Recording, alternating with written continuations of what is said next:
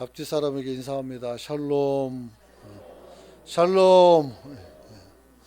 오늘 여러분 안에 평안이 있기를 소망합니다. 기린이 키가 크다고 말하자 사람들이 고개를 끄덕였습니다. 기린이 작다고 말하자 나무들이 고개를 또 끄덕였다고 합니다. 길이는 똑같은데 사람이 봤을 때는 크고 나무가 봤을 때는 작은 것입니다. 그러므로 누가 어떻게 보느냐가 굉장히 중요한 겁니다. 전부 다 자기만의 관점과 전부 다 자기만의 생각이 그 안에 있습니다. 그리고 그 생각과 그 관점을 벗어나지 못하고 협소하게 사는 사람들이 세상에는 생각보다 많습니다. 그래서 나무 같은 사람은 기린이 항상 작은 것이고 사람 같은 사람은 어떻게 기린이 항상 큰 것이죠. 근데 기린은 원래 그만한 것입니다. 우리가 보는 것이죠. 장미꽃을 볼 때 어떤 사람은 꽃만 봅니다. 그러나 어떤 사람은 가지와 줄기를 보고 그 가시를 보는 사람도 있습니다. 여러분, 우리는 일상에서 나만의 생각을 가지고 또 그 기준을 가지고 살아가면서 얼마나 많은 사람들과 대립하고 우리가 각을 세우는지 한번 생각을 해볼 필요가 있습니다. 사실은 다 자기들 관점에서 자기 생각 그 안에서 우리가 어떻게 됐어요? 다른 사람들의 이야기들을 받아들이지 않고 주장만 하는 거예요. 내가 보니까 내가 생각하니까 그래요. 근데 다른 사람 생각은 또 달라요. 그래서 내 생각만 다 옳은 게 아니에요. 내 뜻만 다 옳은 게 아니에요. 옳은 것은 딱 하나님의 뜻과 하나님의 생각이 옳아요. 그러므로 우리는 어떻게 돼요? 우리 자신에게 마음을 열어두고서 하나님께서 주시는 말씀을 통해서 우리가 세워지고 또 거기에서 여러분들이 잡혀 사는 저와 여러분이 되시길 축원합니다. 여러분. 그래서 나만의 기준과 생각의 틀을 어떻게 해야 돼요? 허물어 보시길 축원합니다. 그게 중요한 거예요. 그래서 저 사람은 나쁜 놈이라고 우리가 계속 말하면 어떻게 돼요? 안 나쁜 놈인데도 나쁜 놈이 될 수 있는 거예요. 자꾸 그렇게 하니까 그렇게 행동할 수밖에 없는 거죠. 그래서 우리가 사람들을 몰아내거나 아니면 사람들을 잘못된 길로 가게 밀어내거나 그래서는 안 된다. 그래서 나만의 기준과 생각의 틀을 허문다면 그때는 우리는 하나님께서 보여주시는 이 넓은 세상을 또 아름다운 세상을 있는 그대로 볼 수가 있게 될 것입니다. 그러므로 있는 그대로 볼 수 있는 훈련을 여러분이 하시길 축원합니다. 그런 거예요. 그래서 항상 우리가 있는 그대로 보고 그대로 듣고 그렇게 해야지 내 틀에서 한번 걸러버리면 그때부터 그것은 진실이 아니라 거짓이 되는 거예요. 거짓이. 거기에는 뭔가 붙기 때문에 그렇죠. 겸손이란 성숙한 사람이 가질 수 있는 가장 큰 신앙의 덕목 중에 하나입니다. 그래서 겸손한 사람이 신앙생활을 잘할 수 있어요. 교만한 사람은 어떻게 돼요? 신앙생활을 하지만 자기를 내세우기 때문에 자기의 의에 갇혀서 자기도 모르는 새 바리새인이 되고 율법사가 될 수 있어요. 그래서 우리는 항상 어떻게 돼요? 남의 말에 귀를 기울이고 그 다음에 하나님의 음성에 귀를 좀 기울일 수 있기를 축원합니다. 여러분. 그리고 이런 겸손은 하나님 말씀 앞에서 자신을 절대로 높이 드러내거나 높이거나 하지 않습니다. 그런 까닭에 하나님께서는 우리를 도구로 삼아서 하나님의 일을 마음껏 할 수가 있는 거예요. 그래서 우리가 하나님의 도구가 되려면 어떻게 돼요? 우리 얘기하지 않고 하나님이 뭘 요구하는 것을 항상 생각하고 그 은혜에 따라서 여러분들이 행동할 수 있는 저와 여러분이 되시길 축원합니다. 오늘 본문을 보게 되면 요나가 나옵니다. 요나하면 뭔 생각이 납니까? 말 안 듣는 선지자, 그렇죠? 하나님을 거스르는 선지자, 이렇게 사람들이 알고 있죠. 맞습니다. 제대로 알고 있는 겁니다. 근데 요나는 어떤 사람이냐? 하나님을 거스르게 되는 사람이 아니고 요나는 선지자였어요. 선지자는 하나님의 뜻을 받들어서 그게 어디든지 거기 가서 하나님의 말씀을 전해야 돼요. 내 상태가 좋고 나쁘고 그건 의미가 없어요. 하나님이 원하시는 그 자리에 가서 하나님이 원하시는 그 말씀을 해야 하는 거예요. 그래서 자기 상황이나 자기 생활이나 이런 것들은 중요하지 않고 하나님의 음성을 듣고 그것을 받들어서 잘 전하는 그런 사람이 선지자다 그랬어요. 그런데 요나는 하나님의 음성을 들었어요. 어떤 음성을 들었습니까? 1절에 보면 1장 1절 2절을 보면 여호와의 말씀이 아미따의 아들 요나에게 임하니라. 이르시되 너는 일어나서 저 큰 성읍 니느웨로 가서 그것을 향하여 외쳐라. 그 악독이 내 앞에 상달되었느니라 그랬어요. 니느웨 큰 성읍이라고 했어요. 10만 정도 사니까 그때 큰 성이죠. 지금도 10만 살면 시가 되잖아요. 그래서 그 큰 성읍, 그 성에 가서 하나님의 말씀을 전하라고 했어요. 왜냐하면 그 사람들이 죄를 너무 많이 져서 하나님이 이제는 심판하겠다는 말씀을 주고 그들에게 기회를 주는데 무슨 기회? 회개할 수 있는 기회를 주길 원해서 하나님께서 요나에게 명령을 내렸습니다. 그러나 여러분이 알고 있는 대로 요나는 하나님의 말씀에 불순종하였습니다. 그래서 니느웨 백성들이 그 이스라엘과 관계가 좋지 않았어요. 일본하고 한국처럼 이렇게 관계가 안 좋은 것처럼. 그래서 뭐 거기 가서 복음을 전한다고 해서 걔들은 뭐 변할 것 같지도 않고 또 더군다나 좋아하지 않은 국가에 찾아가서 복음을 전하는 것도 그렇게 달갑지도 않았던 것이죠. 그래서 니느웨로 가라는 하나님의 말씀을 어기고 다시스로 가는 배를 타고 도망을 간 거예요. 정반대로. 그래서 마침 부둣가에 가니까 탁 대기하는 거예요. 다시스로 가는 배가 딱 있는데 그래서 그걸 타고 도망을 갔던 것입니다.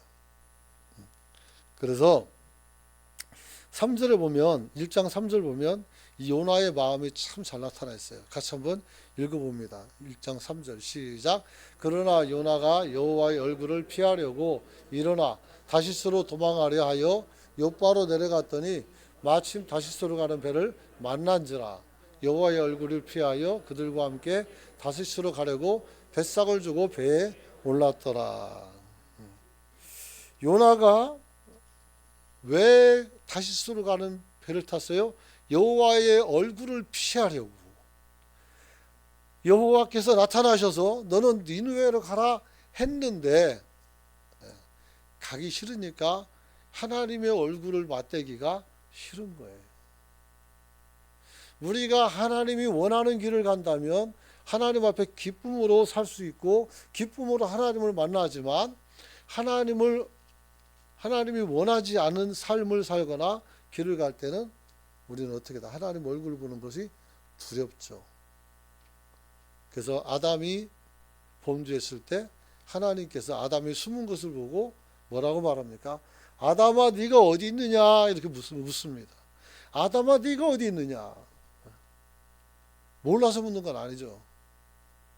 아담이 숨었어요. 그래서 오늘 요나도 똑같습니다. 범죄하는 사람의 특징은 하나님 앞에서 자신을 감출 수밖에 없습니다. 그래서 다시스로 도망하려고 도망해요. 도망. 누가 쫓아옵니까? 안 쫓아와요. 근데 하나님이 나를 잡아서 니느웨에 보낼까 봐 도망을 가는 겁니다. 그래서 가보니까 욥바라는 동네를 가니까 마침 타시스로 가는 배가 있었더라 그래요. 여러분. 그리고 그는 돈을 치르고 타시스로 이제 항해를 떠나게 되는 것입니다. 선지자가 어떻게 이럴 수가 있을까요? 하나님의 종이 어떻게 하나님의 말씀과 뜻을 정면으로 거스르고 그렇게 살아갈 수가 있을까요? 근데 우리의 삶을 보게 되면 우리는 수시로 이런 행동을 할 때가 많이 있어요. 어떤 절박한 문제 속에서 하나님 눈 한번 감아주세요 하면서 우리는 하나님이 원치 않은 길을 갈 수도 있습니다. 이것이 우리의 허약함이에요. 믿음이 없는 것이죠. 여러분, 요나는 하나님을 바라보는 시각이 다른 선지자와는 좀 달랐던 것 같습니다. 그 시각은 하나님이 봤을 때 옳은 시각은 아니었다 이렇게 말씀할 수 있습니다. 여러분, 그는 의도적으로 하나님의 명령을 들었지만 이것을 내려놓고 그 일을 하지 않아도 되는 엉뚱한 도시로 자기의 발걸음을 선택을 했다는 것입니다. 여러분, 바울은 로마로 가기 위해서 모든 험로를 다 어떻게 해요? 극복하고 결국 로마로 가서 거기서 복음을 전하다가 죽었어요. 이게 선지자들, 주의 종들이 보통 가는 길이라 이렇게 얘기할 수 있어요. 근데 어떤 경우에는 이런 요나 같은 사람이 있어서 이제 문제가 좀 발생할 수가 있는 것이죠. 그래서 하나님이 내게 주신 사명을 버려버리고 단순히 또 사명만 버린 것이 아니라 하나님과도 배가 가는 만큼 거리가 멀어지기 시작하게 됐다는 것입니다. 그런데 이런 요나를 하나님께서는 그냥 두시지 않고 그를 변화시켜 하나님의 종의 사역을 감당하도록 이끌어 가십니다. 이것이 은혜인 줄 믿습니다. 이게 은혜예요. 그래서 오늘 요나서를 통해서 여러분들이 순종과 불순종 사이에 있는 하나님의 은혜가 어떤 것인지를 깨달아 알기를 원합니다. 여러분, 하나님은 어떻게 요나를 세워주셨습니까? 하나님은 탕자를 기다리는 아버지의 심정을 가지고 이 요나를 기다리고 있었던 것 같습니다. 선지자 요나는 탕자가 허랑방탕하여 살다가 기근이 나자 살기 위해서 부정한 짐승을 치우는 돼지구리에 가서 거기서 일을 하고 돼지가 먹는 음식을 먹고 거기에서 비참한 삶을 살게 됩니다. 본래 이 탕자는 비참한 사람이 아닙니다. 아버지가 재산도 있었고 그래서 그 자기의 분깃을 가지고 가서 허랑방탕해서 그야말로 소비하고 지출하고 생산적인 활동은 하지도 않았죠. 그런데 이 돈이 떨어지자마자 기근이 왔고 이제는 살기 위해서는 어쩔 수 없이 가서는 안 되는 부정한 짐승이 있는 그곳에 가서 그 짐승이 먹는 것을 먹고 있었다는 것입니다. 그래서 처절한 부끄러움을 경험하게 되는 것입니다. 여러분, 오늘 요나도 마찬가지입니다. 요나도 오늘 불신자들이 들어야 되는 이야기들을 오히려 불신자들에게서 자기가 듣고 수치를 당하는 그런 모습이 있는 것을 보게 됩니다. 그래서 요나는 스스로 다시스로 가는 배를 타고 배 밑층 가장 밑층에 내려가서 깊이 잠이 듭니다. 근데 거기서 정말 들어서는 안 되는 소리를 듣습니다. 이 사람이 잠들어 있을 때 풍랑이 일어났고 배가 뒤집히기 일보 직전이 되었던 것 같습니다. 그래서 사람들은 모든 짐을 바다에다 던지고 그리고 자기의 신을 이름을 부르면서 기도를 합니다. 그런데 선장이 배 밑에 가보니까 요나가 그야말로 표현이 그렇지만 이해하십시오. 자빠져 자고 있습니다. 그냥 자빠져 자고 있는 거예요. 그래서 그 선장이 뭐라고 말합니까? 요나서 1장 6절 보면 같이 보십시오. 선장이 그에게 가서 말하기를 자는 자여 어쩌미냐 일어나서 내 하나님께 기도해라 이렇게 말했어요. 선지자예요. 누가 시켜서 기도하는 게 아니고 우리는 항상 기도 제목이 있는 거예요. 계속 기도해야 돼요. 근데 이 사람이 그냥 자고 있으니까 어떻게 해야 돼요? 가서 선장이 와서 이방인이 와서 왜 잠을 자고 있느냐 이 유정한테 일어나서 기도하라는 거예요. 여러분 불신자가 여러분의 집에 찾아와 가지고 왜 너는 전도하느냐 이러면 어떻게 여러분 무슨 말 할 게 있어요? 할 말이 없죠. 너 왜 기도하지 않느냐 할 말이 없는 거예요. 그래서 뭐라고 말합니까? 일어나서 네 하나님께 구해라. 그러면 혹시라게 이 사람이 믿음이 없으니까 혹시 하나님이 우리를 생각해서 망하지 아니하게 할 것이다. 이럴 때는 어떻게 일반인보다 더 믿음이 없어지는지 참 안타깝고도 안타까운 모습이죠. 사랑하는 성도 여러분, 아버지를 멀리 떠나 허랑방탕한 탕자와 하나님의 뜻을 버리고 다시스로 가면서 위기가 왔는데도 그 위기를 분별하지 못하고 참여나 자고 있는 이 선지자를 어찌할까요? 어떻게 하면 될까요?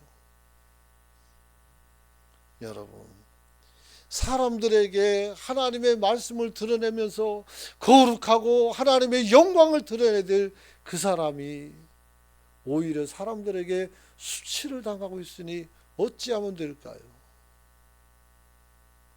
올 한 해 우리는 이런 자리에 들어가지 않고 하나님을 영화롭게 하는 자리에 여러분이 서 있기를 축원합니다. 축원합니다. 여러분, 그 결과 어떻게 됩니까? 탕자는 실패자로서 집으로 돌아옵니다. 요나는 어떻게 됩니까? 물고기 뱃속에 갇혀서 3일 동안 고생을 합니다. 사랑하는 성도 여러분, 그러나 탕자가 실패자로 집으로 돌아왔지만 아버지를 만나는 그 순간에 탕자는 더 이상 탕자가 아니라 다시 아버지의 영광으로 말미암아 아들의 지위를 회복을 받습니다. 할렐루야. 깨끗한 옷을 받았고 반지를 받았고 하나님께서 그 아버지께서 이 아들을 위해서 잔치를 베풀어 줬어요. 누가복음 15장에 나오는 말씀이에요. 여러분, 뭘 잘한 게 있다고 잔치를 베풀어 줄까? 그럴 만한 가치가 있을까? 있죠. 왜냐하면 내 자식이니까. 실패한 자식도 아버지에게는 내 자식이고 성공한 자식도 자랑스러운 내 자식이고 그잖아요. 실패하든 어떤 꽃을 아직까지 인생의 꽃을 피우지 못했든 다른 사람보다 늦어도 어떻게 돼요? 내 자식이에요. 그 말은 무슨 말이에요? 내가 책임져야 될 사람이라는 거예요. 하나님은 우리에게 아버지가 되셨어요. 우리가 요나처럼 우리가 탕자처럼 방탕하고 가서는 안 된 길이라고 하고 우리가 해서는 안 될 짓을 하면서도 하나님 앞에 나아오면 하나님께서 저와 여러분을 다시 회복시켜 주실 줄로 믿으시기 바랍니다. 사랑하는 성도 여러분, 아버지를 멀리 떠나 방탕한 탕자와 같이 하나님의 뜻을 버리고 다시스로 가면서 위기가 왔지만 한가하게 잠이나 자고 있는 이 사람에게 선장이 와서 깨운 겁니다. 탕자를 깨운 것은 내가 풍요로울 때가 아니라 기근이 와서 돼지가 먹는 음식을 같이 먹을 때였습니다. 그가 뭐라고 말합니까? 우리 아버지 집에는 종들도 나보다는 더 좋은 음식을 먹는데 나는 여기서 굶어 죽게 되는구나. 탕자의 말로가 이런 것이죠. 여러분, 그 결과 어떻게 돼요? 아들은 아버지에게 지위를 얻었고, 이제 요나는 사람들에게 버려져서 물고기 뱃속에서 3일 동안 탕자를 기다리는 하나님을 만나서 하나님께서 그의 소명을 회복시켜 주십니다. 할렐루야. 물고기 뱃속은 그냥 어떤 면에서 스올이라는 거대한, 사람이 들어가서 살 수는 없죠. 그 안에 위산이 있는데 어떻게 살겠어요. 그런데 어쨌든 사람이 들어갈 수 있는 크기의 고개라면 고래밖에 없지 않겠습니까? 근데 스올이라는 말은 지옥을 말하게 돼요. 그래서 그 큰 그 물고기에게 잡혀 먹어서 거기서 이제 2장을 통해서 보면은 그가 어떻게 돼요? 하나님을 바라보기 시작합니다. 성전을 바라보기 시작합니다. 사랑하는 성도 여러분, 그래서 1장 17절 보면 뭐라고 나와 있어요? 여호와께서 이미 큰 물고기를 예비하사 요나를 삼키게 하셨으므로 요나가 밤낮 3일 동안 물고기 뱃속에 있느니라 그랬어요. 3일 동안. 여러분, 그 물고기 뱃속은 원래가 어떤 장소에 돼요? 들어가면 요나가 이제 거기서 죽어서 고기에게 소화가 돼서 양분으로 그냥 사라지는 그런 장소예요.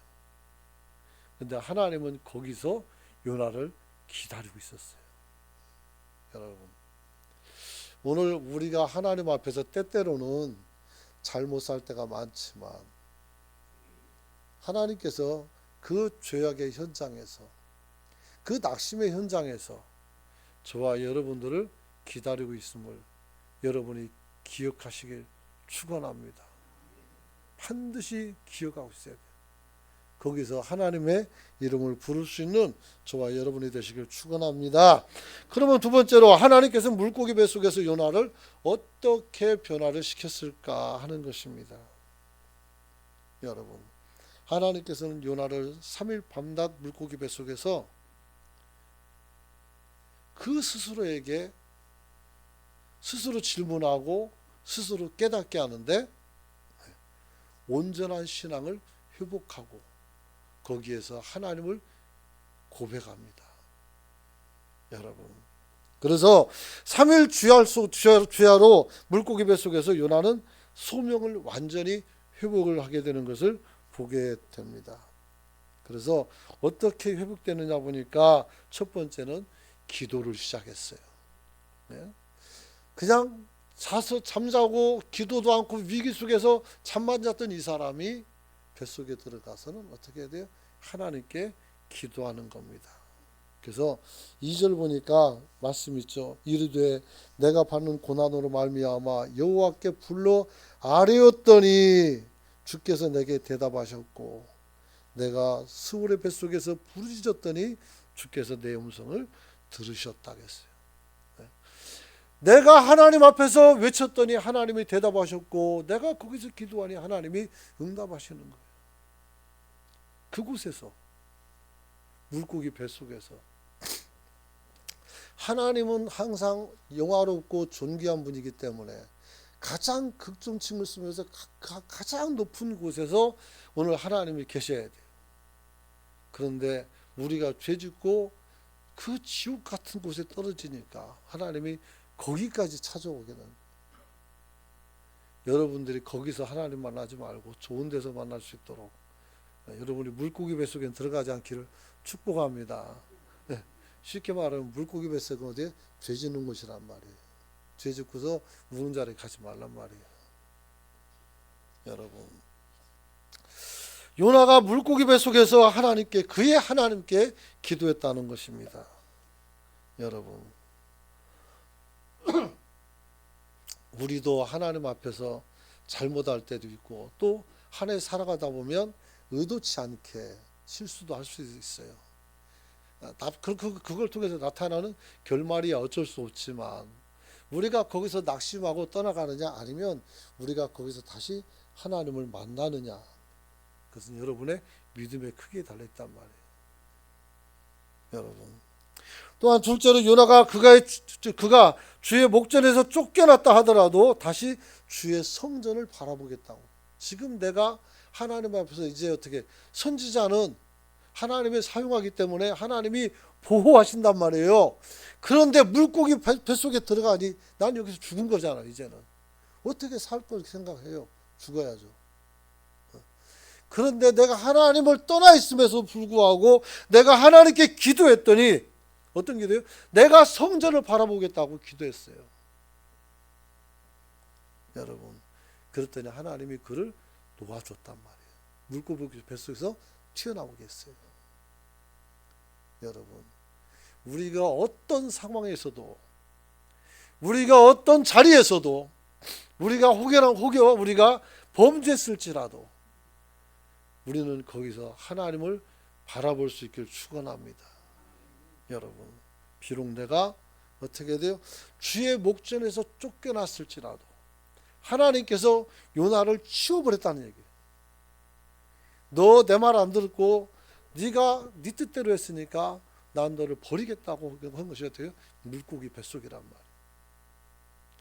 근데 거기서 하나님이 또 그를 기다리고 있었던, 이것이 은혜죠. 요셉이 형들의 모함으로 노예로 팔려가고 감옥까지 들어갔지만 거기서도 하나님은 그와 함께 있음을 기억하시길 축원합니다. 그리고 거기서 나왔을 때는 이제는 죄인이 아니라 그 나라를 다스리는 총리가 됐단 말이에요. 왕 다음 두 번째. 그리고 거기서 얼마나 많은 사람들에게 하나님의 큰 일을 했는지 몰라요. 삼손은 힘이 장사했었고 나시린으로서 하나님의 선택받은 사람이었어요. 그런데 그 큰 힘을 자기 즐거운 데만 써먹고 한 번도 나라나 백성을 위해서 제대로 사용하지 못했어요. 결국 여자 잘못 만나가지고 머리가 깎이게 되고 힘을 잃어서 죽게 됐을 때 삼손이 기도합니다. 하나님, 내게 마지막 힘을 한 번 달라고, 나를 한 번만 더 지켜달라고, 나를 한 번만 더 도와달라고. 그러면서 기둥불을 뽑아가지고 사람들을 다 죽였는데, 성경에 보니까 그가 블레셋 사람 많이 죽였는데 살아있을 때 죽은 것보다 그때 죽인 사람 수가 더 많았다는 거예요. 그래서 결국은 그가, 삼손이 마지막 죽으면서 사사로 딱 한 번 살고 죽은 거예요.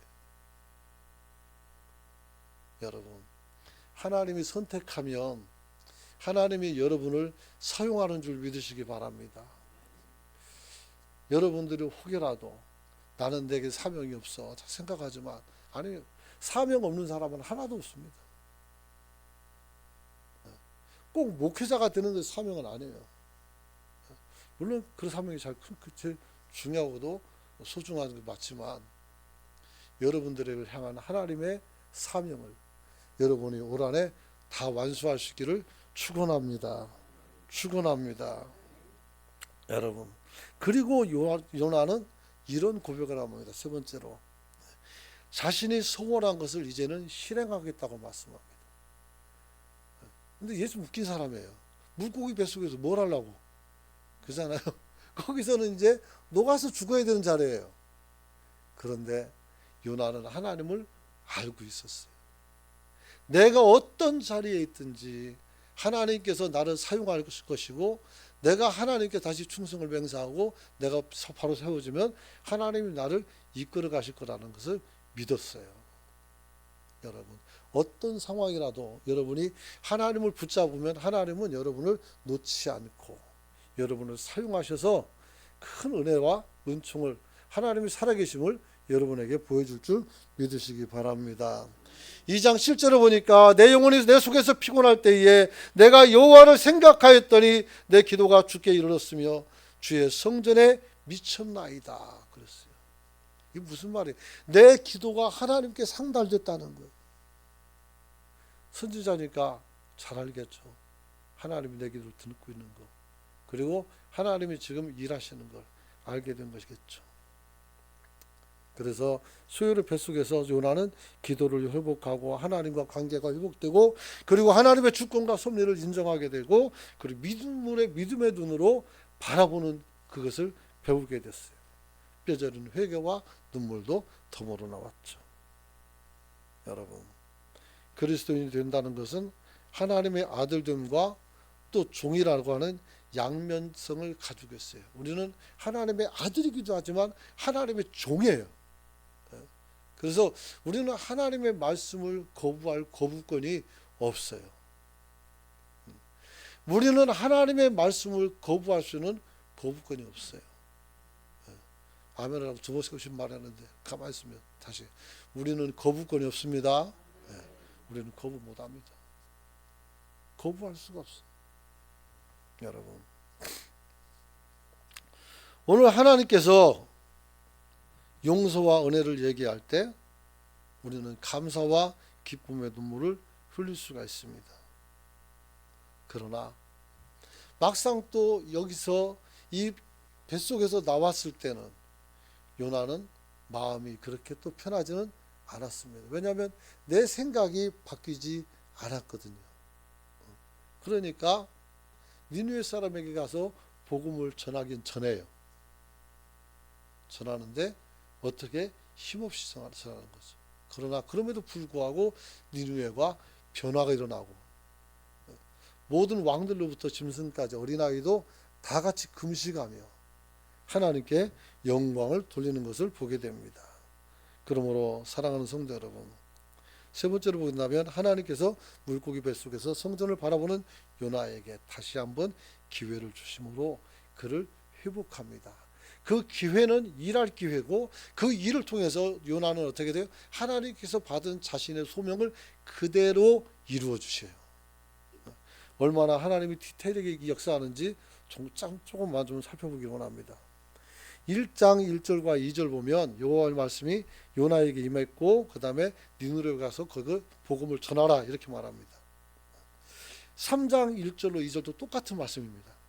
여호와의 말씀이 두 번째로 요나에게 임하니라. 이르시되 일어나서 저 큰 성읍 니느웨로 가서 내게 명한 바를 그들에게 선포하라 말씀합니다.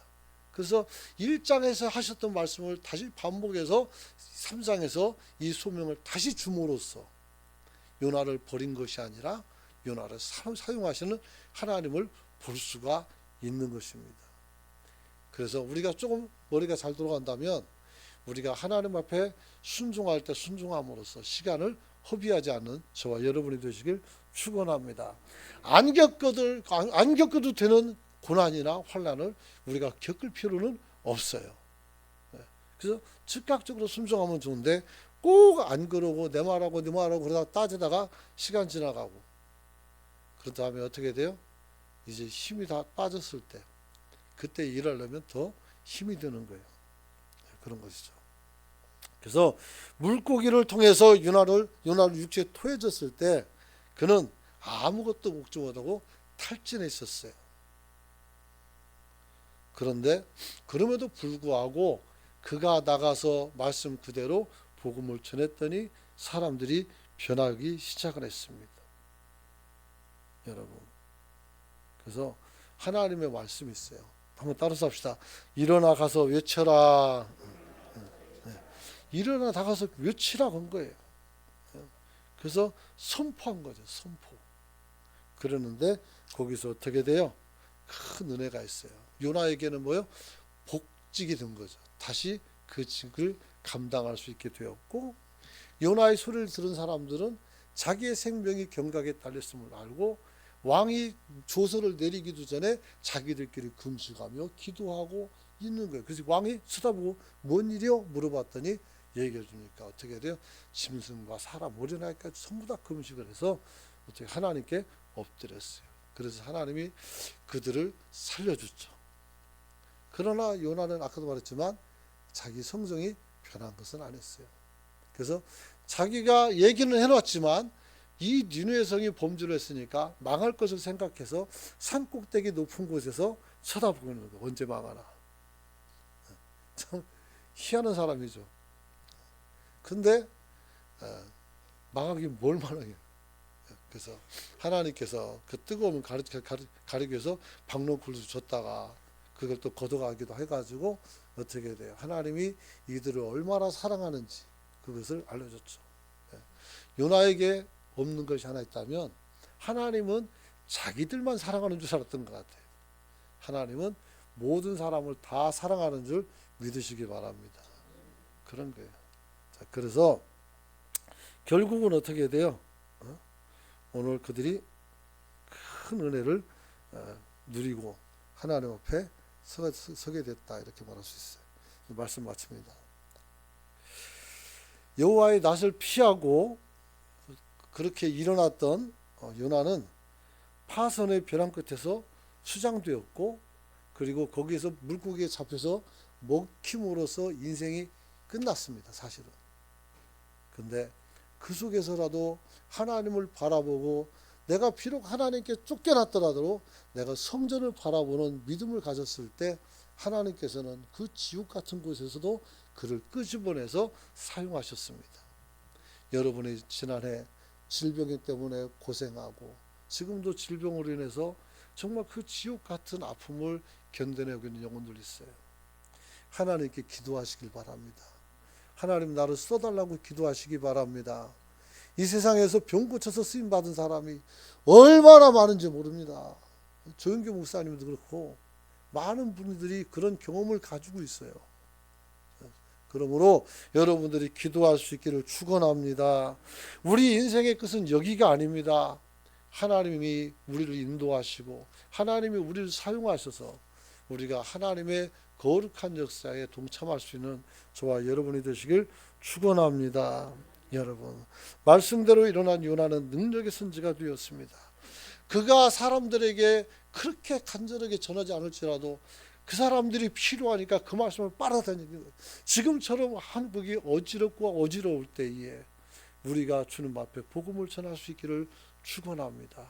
이때야말로 기도 때고 올해야말로 우리가 기도하고 전도할 때인 줄 알고 여러분이 나가서 전하여 그 사명을 감당한다면 우리가 어떤 죄를 짓고 어떤 상황에 있다 할지라도 하나님이 여러분을 사용하실 것이고 여러분의 믿음을 보셨을 것이고 그렇다면 여러분의 죄도 허물도 사라진 것이니 여러분이 다시 한번 시작해 볼 수 있는 저와 여러분이 다 되시길 축원합니다.